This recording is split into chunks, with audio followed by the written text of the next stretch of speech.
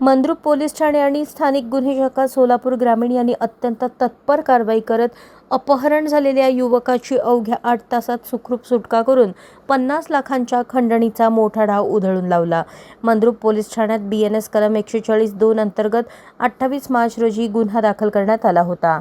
फिर्यादी निकिता सूरज राठोड यांनी दिलेल्या तक्रारीनुसार त्यांचे पती सूरज अर्जुन राठोड हे 24 मार्च रोजी दुपारी विजापूरला जात असल्याचे सांगून त्यांच्या फॉर्च्युनर गाडीतून घरातून निघाले होते, मात्र ते परत न आल्याने संशय निर्माण झाला।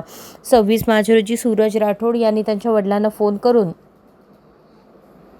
आपले अपहरण झाल्याची माहिती दिली। तसेच अपहरणकर्त्यांनी 50 लाख रुपयांची खंडणी मागितली असून पैसे न दिल्यास जीवे मारण्याची धमकी दिल्याचे सांगितले। घटनेची माहिती मिळताच पोलिसांनी तात्काळ हालचाली सुरू करत तांत्रिक विश्लेषणाच्या आधारे कर्नाटकातील सिंदगी, अफजलपूर, कलबुर्गी आणि विजापूर या भागात शोध मोहीम राबवली। या मोहिमेत पोलिसांनी 3 आरोपींना अटक केली। गोपाळ मल्लप्पा जवळगी वय 30 राहणार सिंदगी जिल्हा विजापूर, राघवेंद्र यल्लप्पा जवरगीकर वय 27 राहणार बसवनगर कलबुर्गी, भवानीराज अरविंद गोडबोले वय 29 राहणार बसवनगर कलबुर्गी। अपहरणात वापरलेली फॉर्च्युनर कार आणि KA 32C 9990 या क्रमांकाची अन्य एक कार पोलिसांनी जप्त केली आहे। या संपूर्ण कारवाईत पोलिसांनी अपहरण झालेल्या सूरज राठोड यांची सुखरूप सुटका केली। पुढील तपास पोलीस निरीक्षक शंकर पटवारी करत आहेत।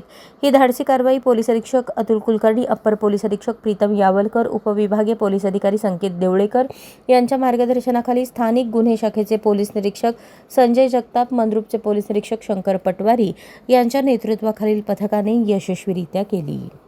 अशाच नवनवीन अपडेटसाठी जनता राज्य न्यूज चॅनलला सबस्क्राईब करा, लाईक करा आणि शेअर करायला विसरू नका।